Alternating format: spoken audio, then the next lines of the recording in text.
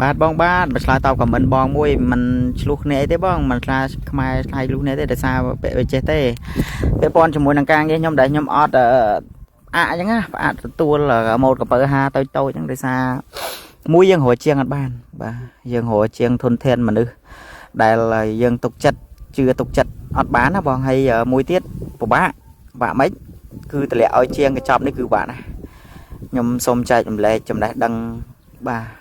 ការពិតការងារហ្នឹងខ្ញុំដឹងយូរហើយតម្លាក់កញ្ចប់ឲ្យមិនចេះស្រួលទេរឿងជាងម៉ៅតហ្នឹងជាងដែលស្រួលគ្រប់គ្រងគឺជាងស៊ីថ្ងៃ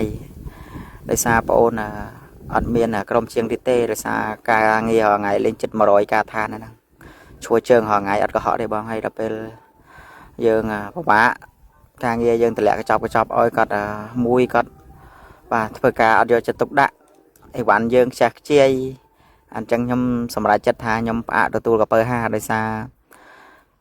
កពើហាការងារលុយយើងតិចលុយ16000 17000 13000 14000អញ្ចឹងដល់ពេលការឋាននឹងច្រើនពូមីងក៏ទទួល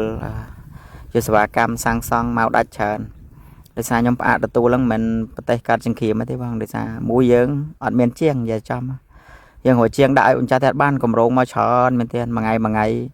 គាត់តម្លាក់តាក់ញៀនបានមកឲ្យរៀបកុងត្រាតម្លាក់តាក់ញៀនបានមករៀបកុងត្រាយើងរៀបអត់តាន់ហើយមួយទៀតយើងអត់មានតាន់មានធំធានមនុស្សគ្រប់គ្រាន់ដែលថាយើងមានតែហើយជា70ផ្ទះ50ផ្ទះទេធនធានមនុស្សដែលយើងល្អ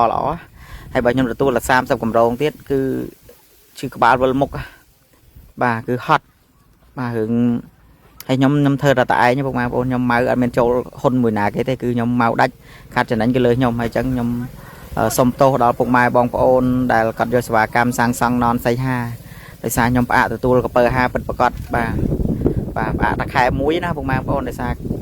បាទផ្អាកតែខែ1ឲ្យបងប្អូនកក់ខែ2យើងនៅសាងសង់អដែលនៅទទួលធ្វើដែលពុកម៉ែបងប្អូនកាលតែខែ1នេះទេបាទបងប្អូនជម្រាបកុំឲ្យយកច្រឡំ